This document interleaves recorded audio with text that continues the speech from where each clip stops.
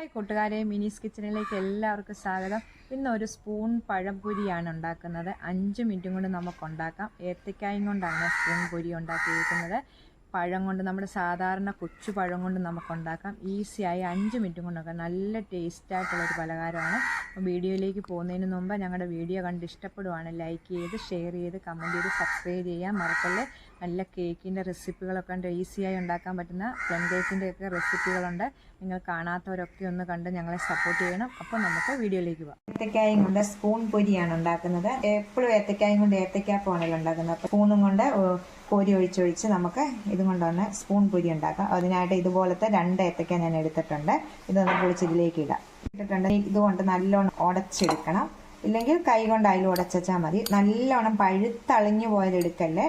നല്ലോണം നമുക്ക് അല്ലെങ്കിൽ കൈ കൊണ്ടൊന്ന് മിക്സിക്കകത്തിട്ട് അടിക്കല്ലേ. നല്ലോണം ഉടച്ചെടുത്തിട്ടുണ്ട്. ഇനി ഇതിലേക്ക് 2 ടേബിൾ സ്പൂൺ പഞ്ചസാര ഇടാം. പൊടിച്ച പഞ്ചസാരയാണ് ചേർക്കുന്നത്. മധുരം കൂടുതൽ വേണ്ടവർക്ക് 3 ഒക്കെ ഇടാം. 2 ഇട്ടാൽ മതി. നല്ല ഏത്തക്കായ്ക്ക് നല്ല മധുരമാണെങ്കിൽ അതനുസരിച്ച് മധുരം ഇടാം. 2 ടേബിൾ സ്പൂൺ പഞ്ചസാര പൊടിച്ചതും ഇടാൻ ശ്രദ്ധിക്കണം എല്ലാവരും. പഞ്ചസാര ഇട്ടു. ഇനി 3 ടേബിൾ സ്പൂൺ പാൽ ഒഴിക്കാം. നമുക്ക് ചൂട് പാലൊന്നും വേണ്ട, തണുത്തതായാലും മതി. 3 ടേബിൾ സ്പൂൺ പാൽ. ഇതെല്ലാം കൂടെ ഒന്ന് മിക്സ് ചെയ്യുക. നല്ലവണ്ണം മിക്സ് ചെയ്തെടുക്കാം.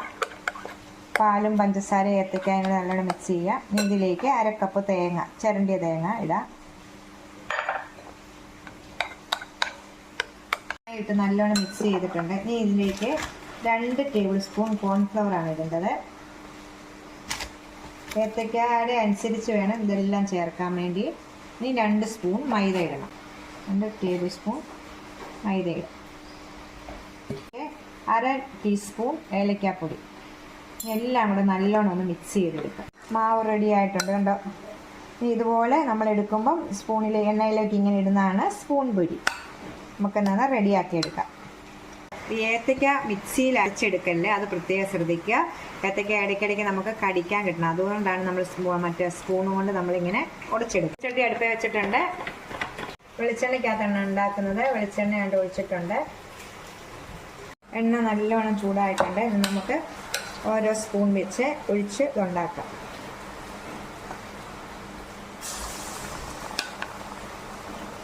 നമുക്ക് 5ഉം 6ഉം ഒക്കെ ഇടാം ഇങ്ങനെ സ്പൂണിനകത്ത്.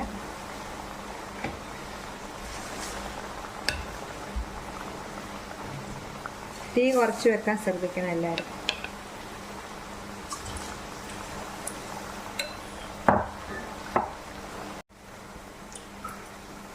ഞാൻ തിരിച്ചിട്ടിട്ടുണ്ട്. ഉണ്ടോ, നല്ലോണം വീർത്ത് വന്നിട്ടുണ്ട്. നല്ല ടേസ്റ്റായിട്ടാണ്. എപ്പോഴും നമ്മൾ ഏത്തക്കാപ്പൊക്കെ ഉണ്ട് ഇങ്ങനെയൊക്കെ ഉണ്ടാക്കി നോക്കണം ഇടയ്ക്കിടയ്ക്ക് എല്ലാവരും. റെഡി ആയിട്ടുണ്ട്. നമുക്ക് കോരി എടുക്കാം. അടിപൊളി സ്പൂൺ പൊരി കണ്ടോ. അടുത്തതും കൂടെ ഇടാം.